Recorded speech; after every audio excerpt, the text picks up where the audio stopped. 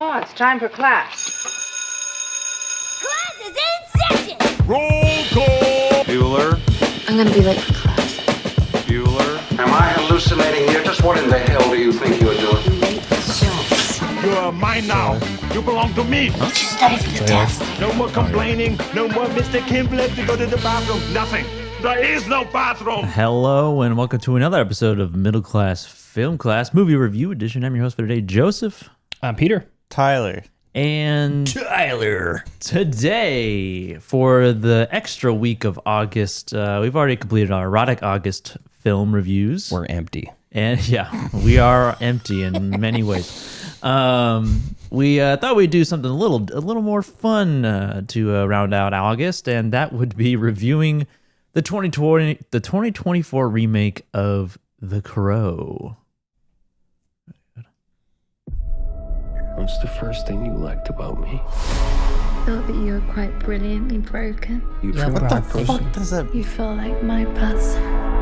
What's the worst thing you've ever done? I saw things. I shouldn't have seen any of it. Julie! Julie! Please don't do this!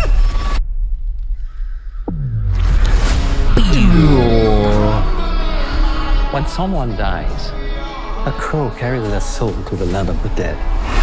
But sometimes something so bad happens that the soul cannot rest. You were given the power of a god. But you're running out of time to save her. I'm gonna kill every single one of them. He came for us. First impulse. Anger. It's not anger. It's love.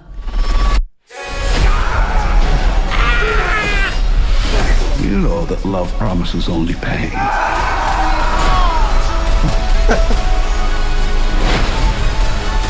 You have no idea what hell awaits you. That's my wife. No, I do. How many people have you loved? What?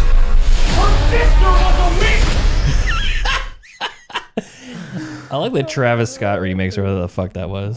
Yeah. So The Crow 2024 remake of the original Crow movie based on a comic book, correct? I think so. Kyler, you're the resident brooding nerd here. Brooding goth, right? Yeah. Yeah, it's based on a comic book, Crow, right? Or a graphic novel. Crow's based off a comic, right? One of the, Yes. something like that. Who wrote it? James O'Barr. Oh, I was asking Tyler, but that's okay. Did you know that? No, I didn't. Okay, James O'Barr. James O'Barr? James O'Barr, like O apostrophe bar. Oh, James O'Barr. He's Irish. I don't know. Yeah. Basically like a gothic Batman. You talking about the first one or this one? Just the idea of the The Crow. concept. The concept of the Crow. And the original adaptation of this story is more like gothic Yeah. in essence, whereas this one is like a I don't know, neo goth type of vibe an to it. Description is a fuck. I don't know. It's a try-hard goth. Yeah, directed by Rupert Sanders, who also directed Snow White and the Huntsman and Ghost in the Shell, and director of one episode of Foundation, and some other movies that I've never. A lot of shorts before Ghost in the Shell, and he did a Ghost in the Shell short before he did the movie of Ghost in the Shell. Okay. So I haven't really seen any of his other work. You haven't seen Snow White and the Huntsman? No. You weren't there opening day? No. Okay. I guess that makes one of us. This is starring Bill Skarsgård of the Skarsgård brothers, and FKA Twigs, formerly known as Twigs, Danny Houston, something like that, as like a devil Constantine character or something. I don't know. He's the Whisperer. Something like that. And those are pretty much the main players. There's no one really other notable acting wise that I recognize. This is a new version of the story where we didn't No, you talked about The Crow. We didn't. It was a streaming pick. We of didn't mine. review it. Yeah, and I and thought you it didn't was like it. Very cringe. Yeah. The first one. Um, Sacrilege, some would say. And this kind of takes that same story, modernizes it. Well, I guess just sets it in 2024. Yeah. And kind of adds more lore to his character, which I don't know if is accurate or inaccurate to the source material, and then adds another supernatural element of the villain who was like owes souls to the devil, something like that. I don't remember any of that from the original. Then that's because it's not in it. Yeah, it's not in.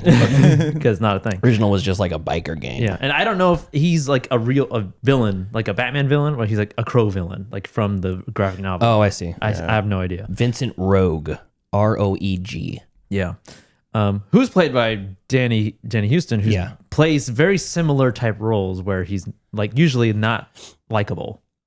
He was the villain in The Fugitive, spoiler alert. He's the villain in Naked Gun, the remake, spoiler alert. X-Men Origins, or one of the X-Men one movies. Of those, yeah. And so Bill Skarsgård is a drug addict and he makes music, and FKA Twigs is also a drug addict and also makes music. Can you classify what they do as music? I guess. I don't know. She's basically like on a heroin low. Yeah. You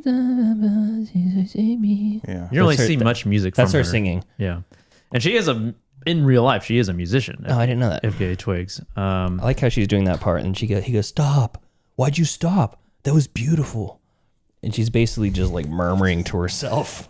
So they meet in rehab, like prison rehab. I didn't understand that environment. Escape that, and they get romantically involved with one another, and they have a whirlwind romance until this guy, Danny Houston's character, Vincent Rogue, is looking for her. And her mom is looking for her, and they catch up to them, and then they brutally murder them like they do in The Crow, although it's much different in that version. Yeah. Where it's more just like an attack on these people and less motivated.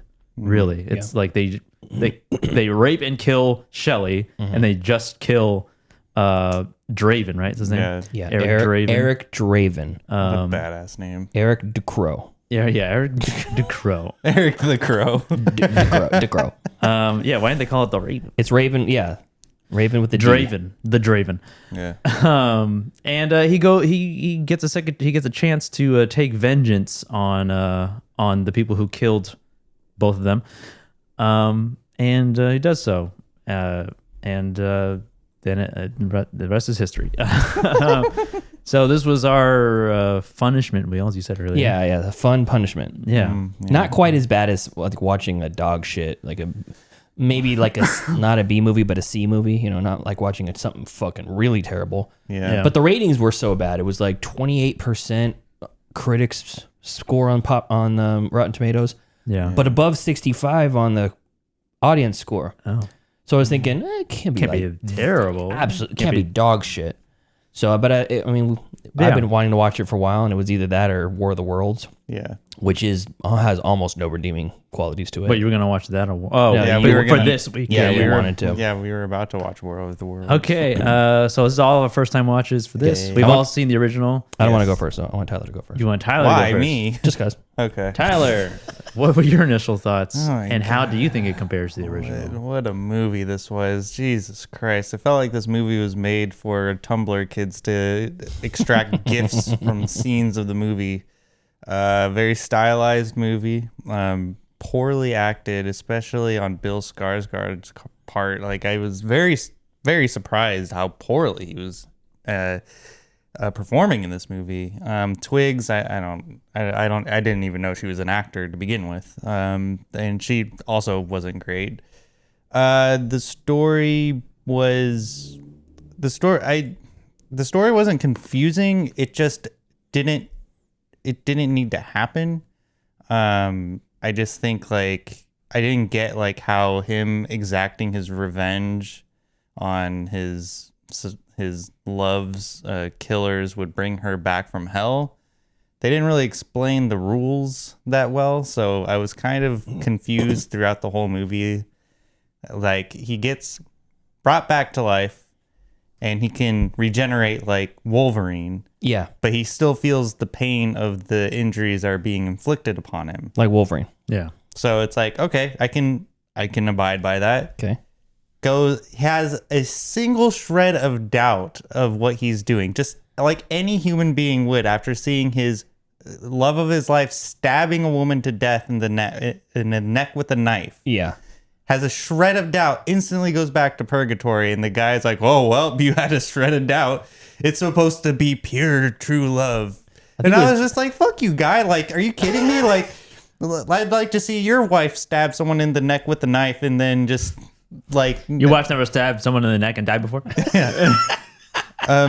And then finally... I thought he said that We're getting into the plot, like to the details. Okay, Just well, overall I'm just, thoughts. I'm just I'm just glossing over I like to the it, fact that it's ridiculous. Because then he just comes back, and then now he doesn't feel pain, and his blood is black. Kind of badass, but still, devil credit where credit's due. The action sequences were lazy, not very exciting, and just the very cringy lines. Just what was the first thing you liked? Like, as we heard in the teaser trailer, what's the first thing you liked about me? I liked how Beautifully broken you were. Beautifully broken. What does that even mean, Twigs? What does that mean?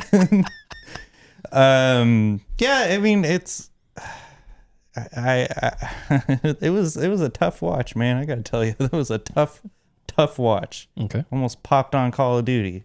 Oh, Jesus. I'm glad you didn't. No, I put my full attention to this movie. Okay, cool. But yeah, it was a tough movie. I wouldn't find it fun. Definitely punishing. Not fun. You laughed a little bit, but those are my initial thoughts. Funny in places, occasionally stupid, but does not disappoint. Okay. All right. Got it. What the fuck was that? That's my Aunt Linda, goddamn you. Okay. So long. Pete.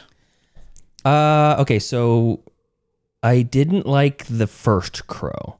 Really much at all. Famously, you don't like it. It almost felt, I don't know, it felt disingenuous in a way. And I know that it probably was very genuous. It's probably Incredibly hyper genuous. genuous. Yeah. Someone died for the film. That's neither here nor there. That has no bearing on whether the film is good or not. True. Right? Oh god. Yeah. And rest in peace, Brandon Lee. What a shame, you know. He was about to be the next star in the 90s. Son died, or his father died before his time. Son dies before his time. I think it's a shame. It's a damn shame. Yeah, it is. But I almost felt like the portrayals of the character, the archetype of the characters in the original Crow didn't land on me. Was the biggest problem. Like the bad guys, you're like, why are they bad guys? Well, they're sitting in an evil lair and they're like pounding on the table and eating bullets. What the fuck? Is this what a bad guy is? That was my problem. Yeah, they're eating nails. That was my problem. No, they're not eating nails. Well, They're I mean, like, bullets. it's like, like literal bullets. Yeah, they eat dangerous things for breakfast. like the girl They kill and rape women. Yeah, well, there's that too.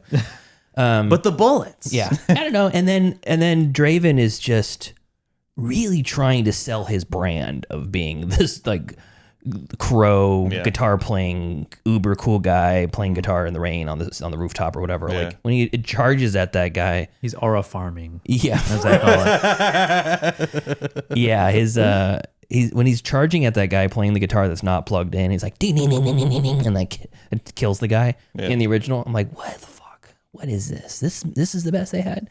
Maybe it was because they didn't have a chance to make a second take because Brandon Lee had been gone at that point. Yeah. But in this one, it's almost like they take the least likable people of our generation and center the entire movie around them. You're like the love story between the two is, hey, you guys want to hang out at my friend's house and get fucking high? You're talking about the modern one. The modern one. Okay. Yeah. He's like, hey, nice place. Yeah, one of my friends is an art dealer or whatever, and he lets me use the place whenever I need a place to crash. Proceeds to spray champagne all over the fucking bed and like I hate that trope in take movies. drugs and stuff and just fuck everything up and then Bang on the couch. yeah, and then it's like, well, hey, let's try on my friend's clothes. Yeah, the leather jacket looks pretty good on you. If you ever die and become an immortal, like vengeful spirit, maybe you can wear it for me. It's like an $8,000 trench coat. It's that coat that Elon Musk wore when he's in that, in that photo he wants erased. Yeah. It's the same photo that the Grandma's Boy. Yeah, exactly. Oh yeah. They see me. What is his name? JP. Yeah, JP. And then like the character arc of them becoming like in love, falling deep in love with each other, is like, hey, let's hitch a ride with my friends in the back of a Suburban. We're gonna go camping, and guess what? We're doing a bunch more drugs there. We're gonna fuck in the woods this time. Yeah. And they're like, it just, none of it seems like I'm rooting for these lovebirds, you know? So when the one gets, and there's nothing particularly wrong about Twigs' character. What's her name? Twigs. Shelly. There's nothing particularly wrong with her, but she's just not really likable. No. And I think that the problem I have with this version is not that the characters are not well drawn. They are. I feel like I know the characters. I feel like I've seen characters like that in real life, and I don't like them. So they're more accurate to like a real character trope or archetype that I would see in real life. But it's just like people who I'm like, oh yeah, you got killed in a drug thing. Okay, yeah, that's I expect that to happen to people like that. Yeah, exactly. Yeah. And it's like, yeah, rest in peace for a human life wasted. But not wasted because they're dead, wasted because of the choices they made in life leading up to that point. So that part frustrated me. But at the same time, I was like, I get it. I get the characters. Don't necessarily want to follow them. Don't necessarily want to root for them. It's the fucking dialogue. It's the dialogue that really gave my cringe boner like full mast. I got some quotes here. Nice. Let's see here. She was hot, dude. Let's see here. I went to a quote page for here. What are you? My soul for hers. Yeah. What are you? Some kind of angel? Do I look like an angel? It's not that bad. That guy was bad too. Not that bad. Yeah. I didn't mind him too much. Okay, let's see what else here. If you left me, I'd die. If I left you, I'd already be dead. Awesome. The joke that she tells. If I'm ever, I don't remember that. When they first meet. Oh yeah. Yeah. If I'm ever hard to love, try to love me harder. Yeah. That's just nonsense. I was like, the joke was, what tea is hard to drink? The hardest to drink or something. Yeah. Like What that. tea is reality? Reality. Yeah. Great stuff. Yeah. That's so stupid. Laugh now, cry later. It's kind of how things have been playing out for me. Well, for me, it's more like cry now, cry later. Am I right? Great. Dynamite stuff. So there's one right now I want to read. Yeah, go ahead. From Vincent Rogue. Yeah. I heard you can grow body parts now, Eric. When I'm done, parts will have to grow back you. Fuck, dude. I didn't even catch that line. That's the worst. I did not catch You might that be one wondering either. why the leather. It's because the bad guys can't see me bleed. I thought I killed you. You did. That's not bad. That line goes kind of hard. So, Yeah.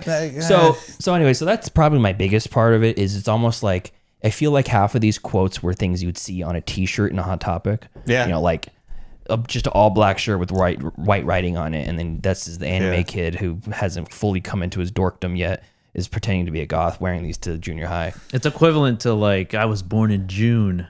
And oh yeah, those I'm a Facebook. Gemini, the fire in my heart from someone born in June. You don't want to cross my path. Yeah. I love harder and hate harder even still or something.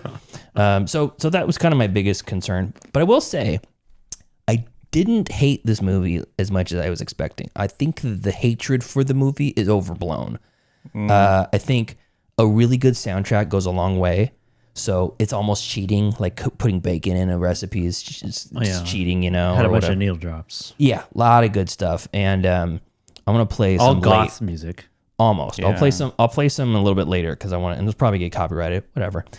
Because I think there's some interesting things there, and I liked that a little bit of cheating, putting a really good soundtrack in a shitty movie. But I liked how they had fun with the fight sequences. They weren't expertly done, but they were like it's like what I would see in a comic book.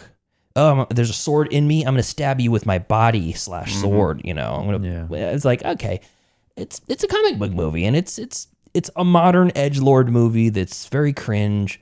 But at the end of the day, I was still like, okay, kind of cool. I'm still digging it, and I couldn't make a better movie than this. So at the end of the day, fair enough. So that's kind of where I stand on it. I'm like middling. Okay. This movie is not good. Agreed. It is in fact bad.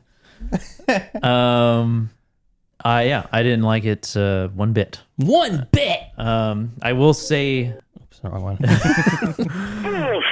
there was some good filmmaking in it, like visually. Mm-hmm. There was some like really unique shots. It wasn't very consistent though. Like the shots when they're in prison, there's like that big wide shot of them in a circle, which was really good. There's some shots in like interior apartments type stuff at night. It's pretty creative. And then the best part of the movie is like the violence. Yeah. Is the effects, like either the practical or the CGI of like him healing and stuff. Him pushing the intestine back in. Is that what that was? I thought it was like a hip bone or something. No, it was an intestine. Okay. That Him makes like sense. popping it back in like a hernia. Was really good. But yeah, writing was bad, acting was bad. The story didn't feel like it didn't make any sense because they didn't establish like the villain really in relation to him and like what the fuck was his power. He can just like give you the voice and just command you to do things. Like he's like possessing you sort of. Yeah. And then like why he did that, why he made Shelley kill this person, and why somebody was just filming it, and then like I didn't really quite understand it. I know like he's trying to like basically stay alive on Earth and just giving souls to the devil because he made a deal with him or something. That's how it works. He can also play guitar really good too. Yeah, I guess so. Really good. That comes along with every deal with the devil. Really good on the fiddle. Yeah. But yeah, the whole like the lead up to them was just like it wasn't worth it by the end, because like they didn't see much. They had much interaction. They didn't even know like each other at all. And the action was lazy. The fight scene, like the opera house scene, was like cool in concept. And there were some good moments, like brutal moments in that scene that were like made me like, oh god. Where the guy gets turned into Terrence and Phillip. Yeah. He turns into a Pez dispenser. Yeah. But other than that, it was pretty like lazily choreographed. It didn't feel like he really knew what he was doing other than knowing how to like defend himself. And they give him a katana for some reason. Like they turn him into a samurai somehow. Yeah.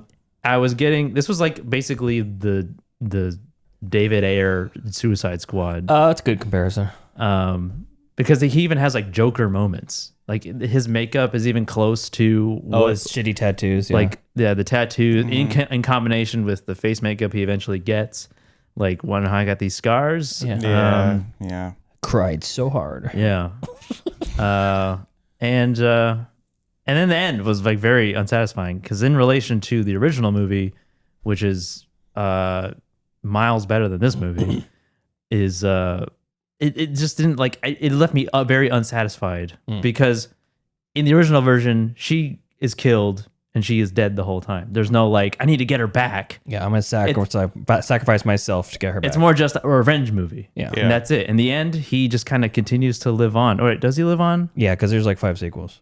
Or 3 sequels. Yeah, there's a couple sequels. I could have swore that he dies, like because he completes his mission essentially, and he moves on. I can't remember exactly, but this one was just I didn't care about her character coming back at all. Like the stakes were not there for me to like be interested in like the conclusion of the whole story. So yeah, it's not a good movie. Yeah, it is not. And I was, the tattoo on Eric Draven's back? It's a poem from H.P. Lovecraft. Oh, is it really? From Lovecraft, huh? Yeah. Doesn't look like much of a reader. Yeah, it's as edgy as you would think it would be. Cool. Dude, this movie. What's the Oh, poem? are you gonna read it? Are you gonna read the poem? Oh, you want me to? Oh, yeah. I was just giving you a little trivia about it. Okay, but... hold on a second. I'm gonna give you some music. Okay. Evil wings in either beating, vultures at the spirit eating, things unseen forever fleeting, black against the leering sky, ghastly shades of bygone gladness, crawling fiends of future sadness, mingle in a cloud of madness, ever on the soil to lie.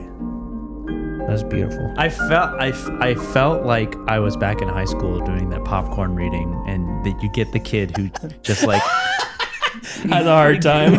can't like see the structures of the sentences and like continue past the period and doesn't take a break. I mean, I was reading it on someone's human body, so it wasn't a text. You didn't read the text off it? No, because I Googled it and they wouldn't give me the exact text. So. Oh, okay. But that was in bed then. It just, but God, like this. So one thing I hate about one trope that I hate in movies when it comes to love stories is when it's a whirlwind romance. Yeah.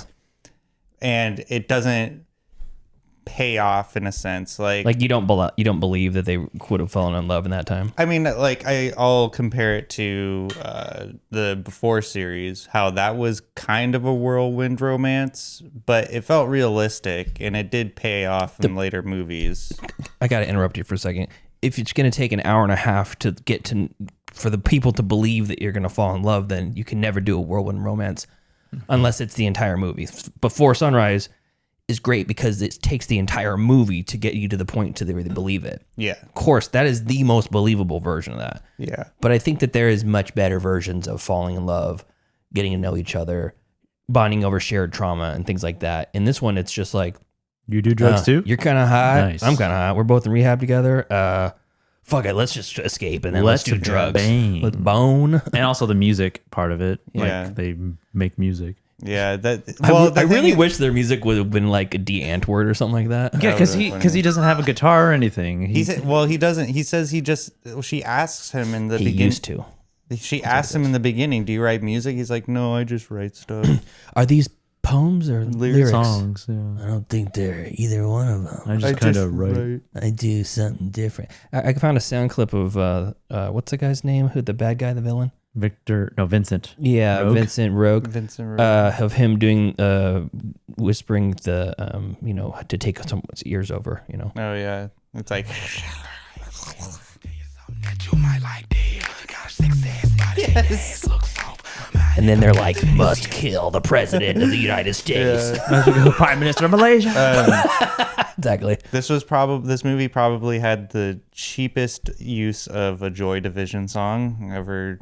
I mean, as soon as I heard those first few notes from the bass of that Joy Division song, I knew what they were going for. No, I know they don't. I know they don't use the song, but yeah, it's this song, right? Yes. As soon as I heard that, I was like, God damn it! The song doesn't even fit to the scene of the movie. I don't know. I was jamming along to it. Well, yeah, it's a Dynamite. God, I was song. watching a piece of shit. It's a Dynamite. It fooled me for like a second. You know, It's a Dynamite song, but it does not match the energy of escaping this weird forced rehab prison. Prison rehab because she got arrested. Yeah, but I mean, she gets arrested. Like that's just like a drunk tank charge. Like she's getting put into she's being institutionalized. She had enough drugs on her to be considered like heavy use. No way. It was a bag. It was a baggie of pills and powder. That's chump change. Maybe that's not her first offense, my friend. I don't know if they should count that as an arrest. Just because they weren't take it away looking from her. for her. She just bumped into them. It doesn't matter. Yeah. I don't think they should change the law. If you get accidentally caught, you get to go free. Yeah. If the teacher's late, you You get legally one go home. warning. Yeah. Well, I mean, it's like the cops who would they would catch you smoking weed, and then they would just say, "All right, give her the weed," and they dump it on the ground, and then they piss would on it, and then they would smash your pipes, and then they're like, "Get out of here!" Give me the weed. I prefer that actually to arresting them. Yeah. One song that stuck with me that I thought was cool. I want to know if you guys thought anything about this. I'm going to play this. This is called M.E. by Gary Newman. Oh, yeah. I did like when this came out. I was vibing. Yeah, I was vibing. So does this remind you of anything? It reminds me of a scene from Another a movie. Okay. So this is a song that came out some years ago. Yeah. Just listen. Yeah. That's where the sample came from. Yeah. I never heard the original song before. You never heard of the original one? No, I've only heard this song before. So when that other song came on, M.E. came on, I was like, is this a fucking slowed down, chopped up remix of Basement Jacks? Yeah. What a weird thing to do. I know my Basement Jacks when I hear them. Yeah, that's right. I found out about them through 100 Gex. Really? Basement Jacks? Yeah. Really? That's kind of backwards. That's weird. Yeah.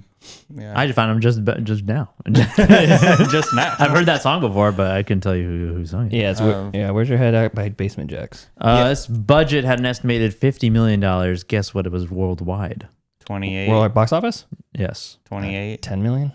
24 million. Oh, not bad. Opening weekend, 4 million. Okay. I remember being cautiously optimistic about it. I thought that I remember when they first released the still of him, and everyone's like, "Oh boy, this is gonna be bad. This is gonna be." They got those trash bad tattoos. Like he's a SoundCloud rapper. Yeah. It looks like Ryan Gosling from Place Beyond the Pines. Yeah, but worse. Yeah. Got a question mark on his temple. I know. Lullaby. What does Joker have? Damage or something? Yeah, damage. And then ha ha ha ha ha. Oh yeah, ha ha ha. Just normal tattoos to me. I saw a YouTube reel or a Facebook reel that was like having a conversation with someone before they get a blackout tattoo. And it was the tattoo artist like, why do you want your whole arm blacked out? And he's like, I just want people to know that I'm just like really fucked up. Like there's something wrong with me, you know? Just like the whole fucking thing, no art or anything, just the whole arm. Then they'll look at me and go, like, something's wrong with that guy. He's fucked up. Yeah, I want people to think I'm crazy. Yeah. Even though I'm pretty normal. I'm an accountant.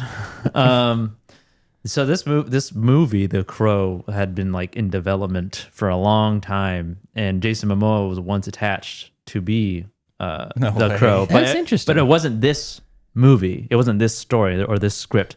It was intended to be called The Crow Reborn, based on a screenplay by Cliff Dorfman, being an original story about an undead police officer returning to avenge his family. And Jason Momoa saw that script and was interested in starring in that movie. But the production fell through when Momoa left because he didn't like the constant rewrites, which wore away any semblance of the Dorfman script, turning it more into a remake of the '94 film and less the original story he signed on for. Dorfman himself disowned the resulting film after seeing a screening, posting his response to possible fan skepticism of the film's quality, writing simply, "It is and don't," which no idea what that means. It is as bad as you think it is, and no, you shouldn't go see it. Don't watch it, yeah. Out of respect to Brandon Lee and due to the tragedy that occurred, out of respect to this is funny, the filmmakers of this film banned real guns from this set, but they still made the movie. Oh, okay.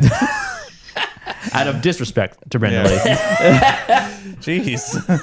I think the producer is the same producer, though. Pressman, Edward Pressman. Mm-hmm. I think he produced both of them. Oh, really? Yeah, because I remember we were showing it. There was a Pressman movie we covered.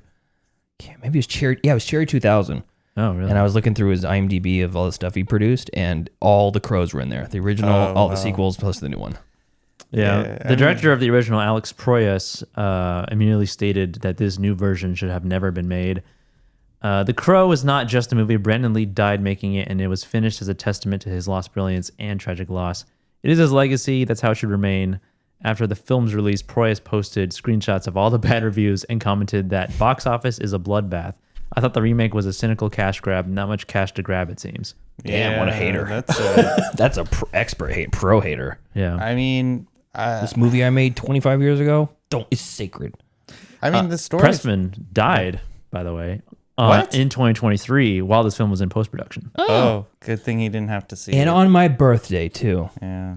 Yeah. Real rich. Tony Todd, who played Grange in the original film, shared a link to a negative review of the remake on his Twitter account, implying that he shared the sentiment. Yeah, him too. I have a question. So I might have an answer. Eric Draven, he gets the crow powers, Yeah. extra crow powers, after he accepts the fact that he's going to sacrifice his soul for hers, right? And then he gets the black blood.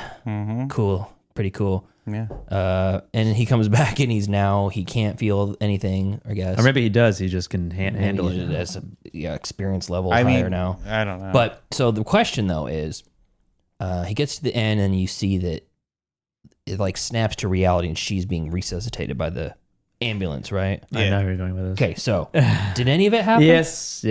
Exactly what I had. The question I had. And I think to the credit of the filmmakers, the fact that his tattoo was filled in completely means that it did happen. Right. Because he basically also dick move copies her tattoo. I know. Onto his without asking. Well, how is it a dick move? She was in the same room. But you should have at least asked. Why? I would have been hated than that tattoo artist. Like, had the fucking the You see- couple in line behind you at Disneyland is like. You see him get up and at some point like, I give up. So you question whether or not it So- was. Because it goes back in time, essentially. Yeah, at some point it says laugh now, cry later, right? But when he never finishes it, it just it says damage. No, it says it says cry now, cry Later. and it doesn't finish the later. Like I didn't notice that. And then so at that point it's done, and that's when you see her getting the tattoo chair. She's basically dry humping him. And the artist is like, I'm fucking done. So he never gets to finish it. At some point he finishes it. You know, you see it on his hand. It's finished. So you assume it happened later. But that basically shows that there was a time when it was halfway done before they were killed at the same time, right? So I'm assuming it did all happen, but it's almost like a mind melt. Like everybody forgets what happened and it's alternate reality. Yeah, Which is just as bad as only not he happening. knows, and he died with it, or maybe she knows too. Well, Yeah. she died because Plus the Grim Reaper or whatever, Kronos, he's the ambulance man. He's the paramedic. Yeah, technical term, ambulance man. Ambulance man. I just don't understand, like, out of the way. I'm an ambulance man. Like, why? So he says, "My soul for hers." It's like, why can't they have both? Like, why does there need to be a sacrifice? Hey, man. Like, that's how the devil works. That's how it works. So you gotta there's a I mean, transaction. Life's not fair and death is less fair. dude, I should write that into the What? Crow too. I wish I could, like, you know, like, have like a conversation with all these, like, you know, otherworldly entities, because I'm sick and tired of their damn rules. Like, it's not fair. They should get everything they want. Everybody's happy at the end. Yeah, I mean, like, it transcends to the real world too. Like, like if I could get into a room with Jeff Bezos, like, I'd verbally bitch slap the man. Well, wouldn't we all like to do that? Yeah, but anyways, Put a plunger on his bald head. Go drag him around. Yeah, that would be fun. Yes, I was pay like, my debt, bitch. that's exactly what I thought too when she was being resuscitated. I'm like, so this happened in like less than an hour. All of this stuff. Yeah. She's like, how long was she dead? She couldn't have been dead that long. And who called 911? Yeah. Maybe, I don't know. Maybe some of the neighbors. Yeah. Also, that woman, Called 911. that white woman who like kind of like was like leading the thing, who I thought was Bryce Dallas Howard for a second. No, it's Dollar General Tilda Swinton. Yeah. What was her role in the whole thing? Like what she seemed. She's the Ghislaine Maxwell of it all. Oh yeah, okay. And he's the Epstein. Yeah. He kind of looks like Epstein. I think he had like has a curse on her or whatever. I think he has an affinity for virtuosos. So, like, because he says at one point in the, like, when they were like at a gala or something, he's like talking to the pianist, and he's like, The pianist. I've seen like many like great musicians in the world, like throughout time, and like basically telling her like, you are one of those. And and he wanted to take her over, so he's like, Hey, how you doing, love mama? Let me whisper in your ear. yeah, maybe he whispered in her ear off screen to be like a master piano player. Because if he has that power, then that he could do a lot, like, of good. Instead of doing the, Why isn't he just a good guy? I wish he was a good guy. like he could donate to the charities and he could have stuff. been whispering into world leaders' ears, causing world peace. Like, I mean, But no, he fucking doesn't. what the hell? The devil's. What the hell is the like? He's like Because he owes the devil. Yeah, but what is the He's devil? like he's like Frank from Hellraiser. What is the devil gonna do though? Like, is he really gonna? Devil's just kind of he's a little mischievous guy. Yeah. He doesn't even, he's like a dog chasing a car. And this is a great thing about this movie too, is like he keeps saying like, oh, like where she's at, she's not having a good time essentially, like she's in hell.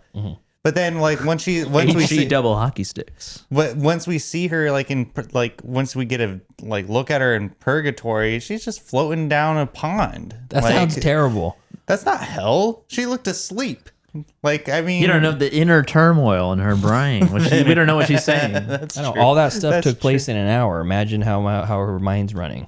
Yeah, I don't know. There's have you seen that Black Mirror episode where they can like put you in this infinite vacuum of space where you essentially, have you seen Black Mirror? I've seen 3 episodes. Okay, so at one point they like take your consciousness and put it into this computer program that's almost like an Alexa, and you're like the assistant for the family, and they're asking you something, but it's actually your consciousness in there, and the person that goes in there is resistant to it, and John Hamm's character is just like, all right, I'm going to put you on a timeout for about 100 years, and he turns a knob, and basically she's in this place for eternity for like 100 years. Yeah. And but for him, it's just a snap of a finger. Right. And when she comes to, she's like, please don't ever do that again. I'll do anything you want. I'll do anything you want.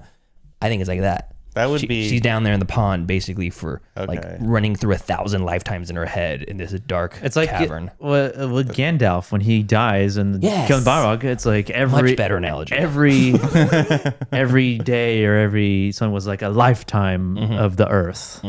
Yeah. So okay. she's suffering a lifetime of pain. Okay, that makes sense now. Yeah. Which they fail to convey in this movie. Everyone thought you were dead. Everyone was right. So you're upset. You're upset that the bad guy wasn't a good guy.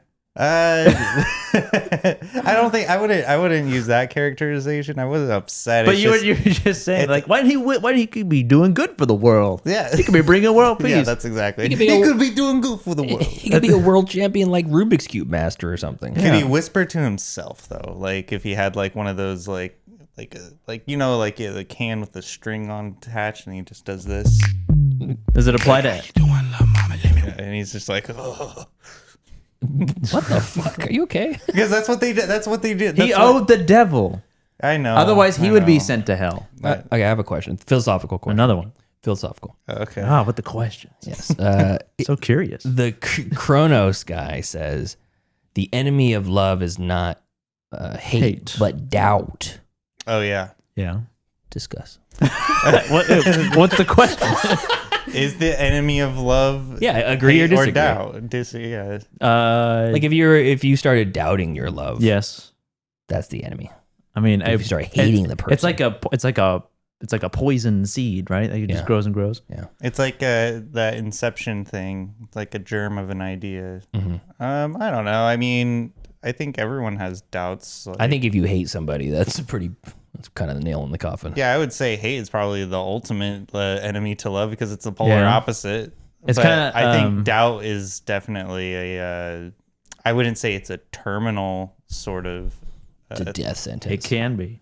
It could be, but like I think if you were to, I feel like when you see these toxic relationships where people, they're like, you're not allowed to go out of town because I don't trust you. Why the fuck are you even with the person then? At that point, do you not trust them? Because there's doubt in there. Yeah. I can see that side of the point.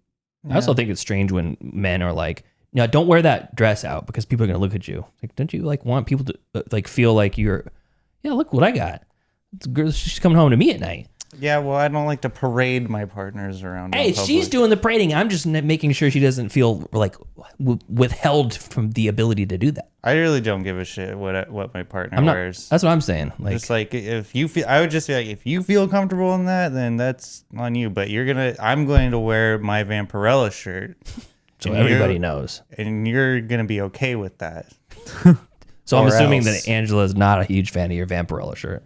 No, she loves it. Oh, okay. Okay, she wants you to leave it on. Actually,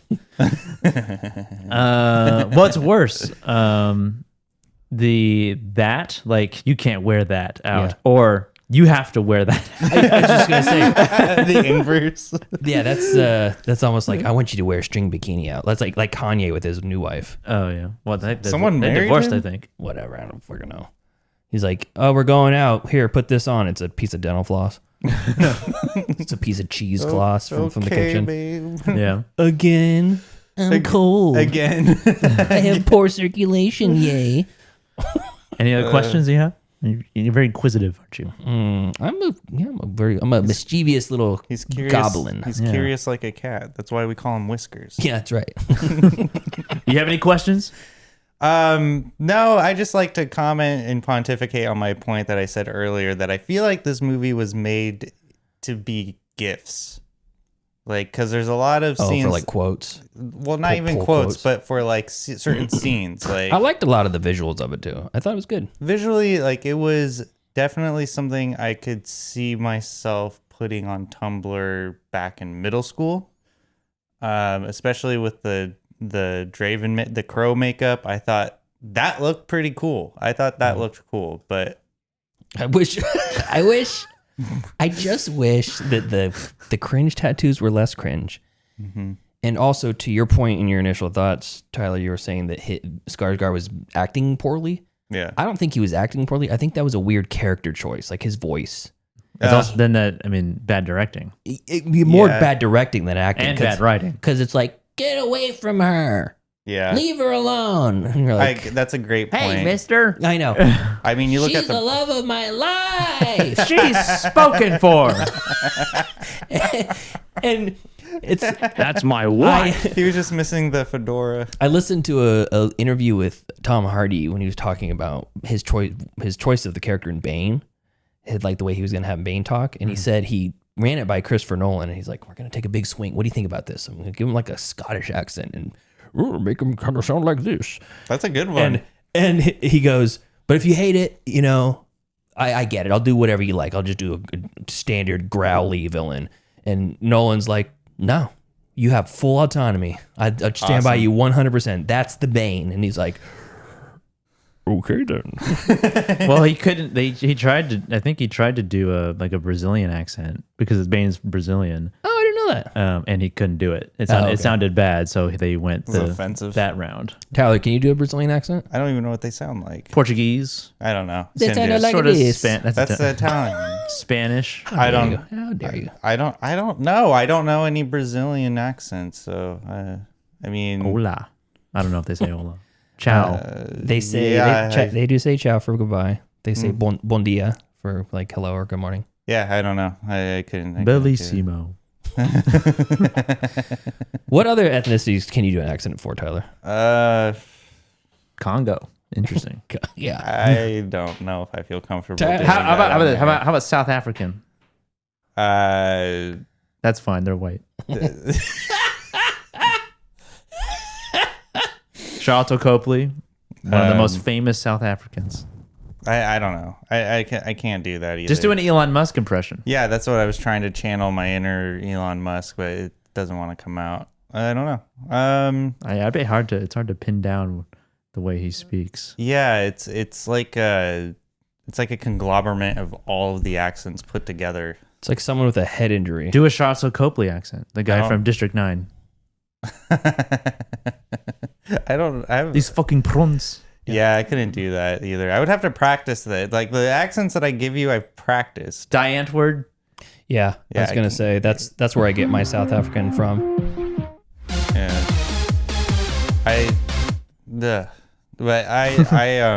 Yeah, all that. Bring the bone! Gross. Gross. All the accents I can do, it's practiced. Well, okay, let's do your most practiced accent. Obama. That's an impression. Yeah. It's the same thing. Yeah. He's got a Chicago accent. I thought it was Hawaiian. Well, The Crow 2024. Sounds like Tom Brokaw. Pretty good so far. Continue. Yeah. Is it? Yeah. That's all we get? I mean, I don't really have. Give us your grade in Obama. Well, if I would have to give The Crow a grade, 2024, a D. D. You give it a D? A D? I would give it a D. Oh, okay. A D for a Democrat. D for Democrat. Okay, very good. Oh, okay, Cronkite. Yeah, thank you, Barack. Hussein. Yeah, D. All right. Yeah, D. This What movie about you? sucked. What about you, Joseph? This is like almost an F. Wait, what F movies? I think we've had like one or Caveman, maybe? two. Caveman. Yeah, Caveman. Might have, Oh, God. we might have been giving it star ratings at that point. Oh, yeah, I don't remember. Before that. I still feel bad about that because one of my friends recommended it, and she's like, "You fucking ripped my childhood apart." D minus? No. D, because there are some solid visuals and the violence was pretty well done. Yeah. Everything else was terrible. Dang, these couple of ivory towers over here you guys are sitting in. Mm-hmm. This is like a C. It's a C. Really? Movie. Yeah. You're pass- Easy. I guess D is a passing, but Yeah, it's a passing grade movie. ugh, It's not bad. it is bad. I mean, okay, It isn't- it's bad, but it's also got some good Yes. and enough to balance it out.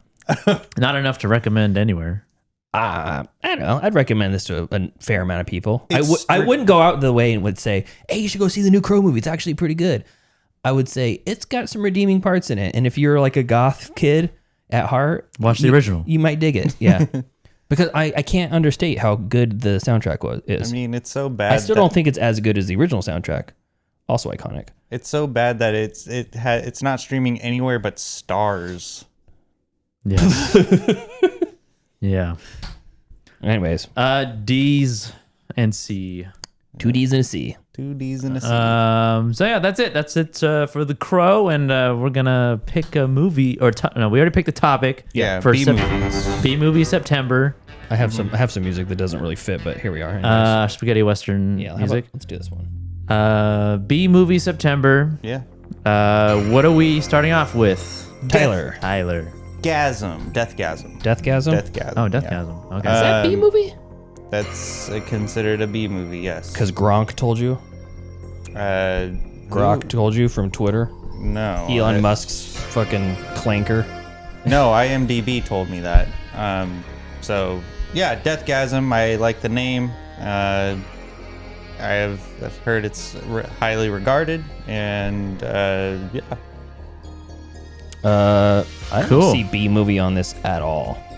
Wait, Body wait. horror, dark comedy, Does it say that on IMDb? folk horror, splatter horror, teen comedy, teen horror, action comedy, horror, music. Is Deathgasm a B movie? Yes. Oh, this is AI overview. Deathgasm can be described as a B movie, but not in a negative sense. Okay. I don't know. According to Google AI, So it's a 2015 New Zealand comedy horror movie. if you look up Plan 9 from Outer Space, which is arguably the most famous B movie, Yeah. it is categorized as a B horror on IMDb. All right. So So Deathgasm. Deathgasm. Okay. Where's it streaming?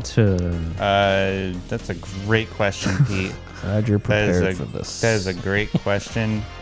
Deathgasm is streaming on Tubi. Amazon Prime, Hoopla, Pluto, and Plex. Pretty available for every one of the I classmates don't believe out it is. there. I don't believe it is on Tubi.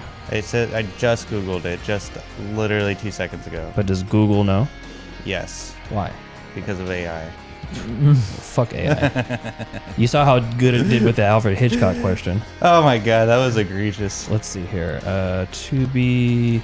Oh, Kill List. It's B movie. Leprechaun is a B movie. Yeah, that's for sure. Saw is a B movie. It says here Halloween is a B movie. Rocky Horror Picture Show, Texas Chainsaw Massacre. It is on Tubi. It's not showing on Just Watch on Tubi, but it is. It Follows, Nightmare on Elm Street, The Invisible Man from 2020. Well, I mean, I don't know. whatever. It's a really broad. So let me ask you this, Tyler. This is your topic. Yeah. Again, why B movies?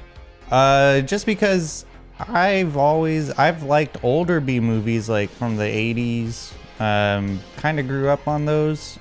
I was originally going to say only 80s B movies, but we could watch, but I was convinced otherwise that it should be a more broader spectrum. Okay.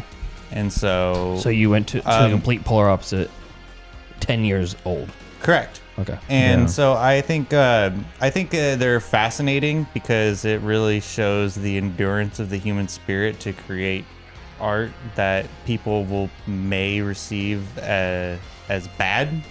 Yeah. And I just don't know if Deathgasm fits that.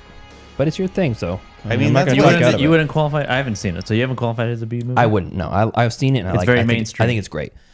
I wouldn't say it's mainstream, but it's as mainstream for that topic. Why doesn't it qualify as a B horror Yeah. or B movie? It doesn't feel low budget.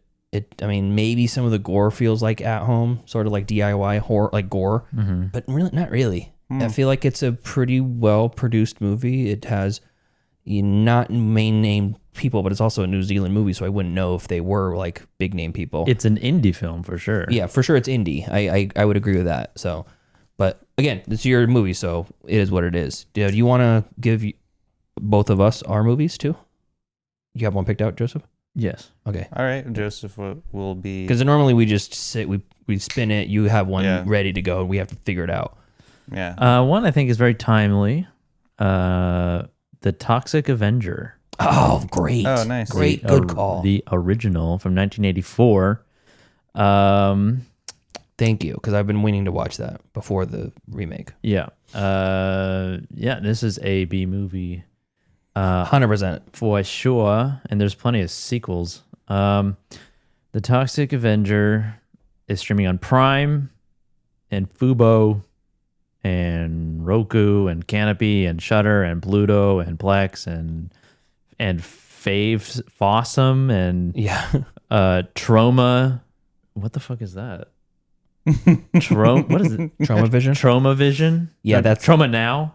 Trauma is the production group, like the. No, it's free. You can watch it free on Trauma Now. It just literally just started playing as cool. soon as I clicked it. Nice. Okay, cool. So Toxic Avenger. Yeah, Toxic Avenger. I think it's NC-17, right? No way, is it really? I haven't seen this movie since I was a teenager. It's rated R according to Just Watch. Oh, okay. But yeah, because the remake is just released, I thought it was timely. Cool. All right, and for my pick, I'm gonna go with a little movie that is very low budget and came out of nowhere from my first-time filmmaker and a first-time set of movie maker friends called Deadly Spawn. And this is available on a lot of places. Let's see, Deadly Spawn. This one was recommended to me by Jason from Binge Movies, and it did not disappoint. I know Heather's going to be happy with this because she loves it too. This is streaming on Shudder now. For the longest time, you couldn't get it anywhere, and I think Vinegar Syndrome or Arrow or one of those, Screenbox or something. I know one of those places are doing a 4K remaster of this, which I don't know how it's possible because it's shot on like some really shitty old format. And I guarantee it's, well, I don't know. What do I know? Maybe it is shot on film and they can scan the negatives or something. But it is, it's about like alien leech snake monsters that crash land in a farmhouse and kind of take over. Oh, okay. Looks like something that Slither was based off of. Yeah. But it's one of the few movies where you get the old school shitty cover art in like the rental store, like video rental store that has the monster on it, and the monster looks exactly like it does in the movie. Oh, cool. Really cool. So you're like, how are they going to do this? They do it. It's good. Very good. So that'll be 2 weeks from now, though. Sweet. Okay. Cool. Oh, Heather Hopton says, I enjoyed it and the Toxic Venture. Also fun. Cool. Anything else you guys got? I think that's it. That is it. Okay, so thank you to our cool ass yard duties over on Patreon and in the chat. That's Javier, Heather, Michael, and Chris. If you want to support us on the Patreon, you can do so at patreon.com/middleclassfilmclass. Or you can just share this with some friends or family members that might like the YouTube channel so we can get some more subscribers. It would mean a lot if you did that. Until next time. Thank you for joining us today as we talk about Eric Draven, a.k.a. Bill Skarsgård, in The New Crow. Rupert Sanders' goth cringe classic. Follow us next week as we review Deathgasm, streaming on a few places. Watch it along on your own and then listen in and see where you land on it. Follow us on Facebook, facebook.com/MCFC podcast, and send us an email, mcfcpodcast@gmail.com. And follow us on Instagram at Middle Class Film Class. And on TikTok, Middle Class Film Class, and on Twitter at Podcast MCFC. All right, see ya. See you next time. See ya. Definitely punishing, not fun. Class dismissed. I gotta get out of here. The bell doesn't dismiss you. I dismiss you. You're free to go. See you next week. See you later. See you later. That's a wrap. Great show.